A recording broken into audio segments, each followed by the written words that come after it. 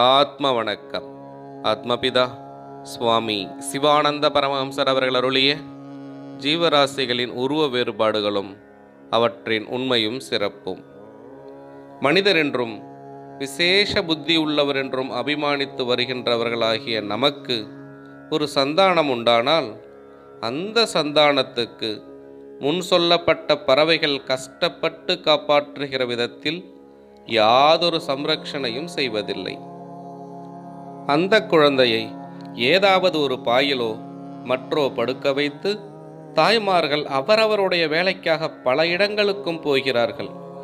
அவருடைய வேலைகள் முடிந்த சமயம் எப்போதாகிலும் வந்து குழந்தைகளுக்கு உணவு முதலியன கொடுக்கிறார்கள். அப்பொழுது குழந்தையினுடைய வயிறு காய்ந்த சமயமாயிருக்கும். தவிர இந்த ஆகாரமான முளைப்பால் அதிகம் கொதித்து நிறைந்து பல நீர்களும் சேர்ந்து கெட்டதாகவும் இருக்கும்.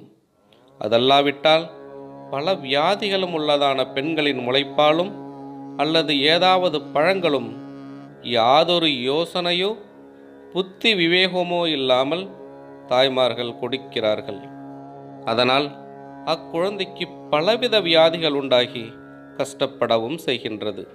எனில் பறவைகளில் ஒன்று ஆகாரத்திற்கு வேண்டி வெளியே போகும்பொழுது மற்றொன்று குஞ்சுகளுடைய பக்கத்திலிருந்து வேண்டியதான ரட்சணை செய்து வருகின்றது. இப்படி நாம் செய்வதில்லை.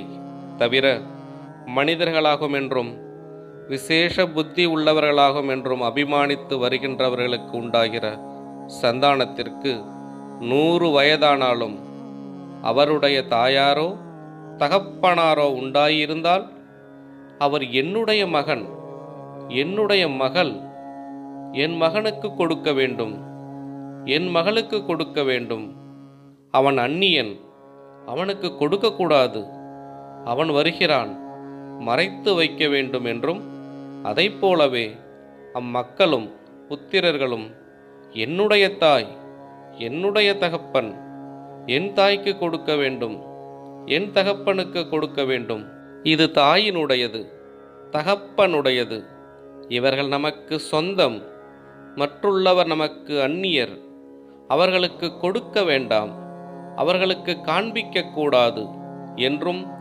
மற்றுமுள்ள கெட்ட எண்ணங்களான ராகத்வேஷம் முதலான கொடூர, அதாவது கடினமான அந்தகாரத்தில், அதாவது இருட்டில் யாதொரு விசேஷ புத்தியும் அறிவும் இல்லாமல் மிருகங்களாகத்தான் உலகத்தில் மனிதரென்று அபிமானித்து வருகிற இருகாலிகளுடைய நிலைமை காணப்படுகிறது.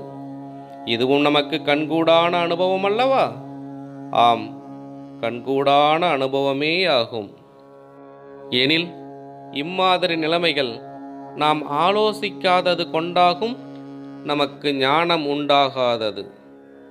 ஜீவராசிகளின் உருவ வேறுபாடுகளும் அவற்றின் உண்மையும் சிறப்பும் தொடரும். ஆத்ம வணக்கம்.